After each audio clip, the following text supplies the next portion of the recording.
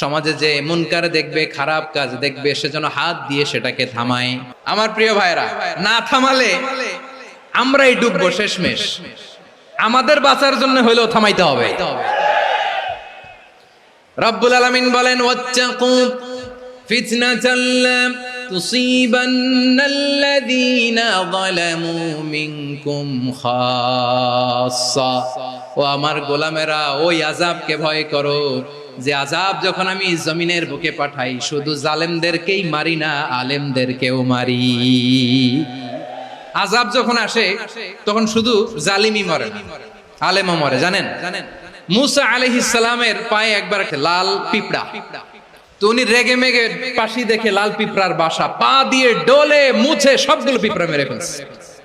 এই ঘটনাটা আল্লাহ ঘটিয়েছেন এজন্য। মুসা আলাইহিস সালাম ছিলেন কালিমুল্লাহ, সরাসরি আল্লাহর সাথে কথা বলতেন। তিনি আল্লাহকে জিজ্ঞেস করেছিলেন, আল্লাহ তুমি যখন কোন জনপদে আযাব পাঠাও, শাস্তি দাও, ওখানকার শুধু জালেমরাই তো মরে না, ভালো মানুষগুলাও মরে, তো আযাব দিবা মুশরিকদের উপর দিবা, অবাধ্যদের উপর দিবা, ভালো মানুষগুলোরে মারো কেন? আল্লাহ বললেন, মুসা তোমার যে কামড় দিছিল পায়ের মধ্যে পিঁপড়া, কয়টা পিঁপড়া? একটা পিঁপড়া, তো সবগুলারে মারলা কেন? রেগে মেগে পুরো পিঁপড়ার বাসা ভেঙে মেসাকার করলা কেন? আমি যখন অ্যাকশনে যাই, আমি যখন শাস্তি দেই, তখন এত বাস বিচার করা হয় না, বাস বিচার করা যায় না। যখন অ্যাকশনে যাওয়া হয়, ওইটা ডাইরেক্ট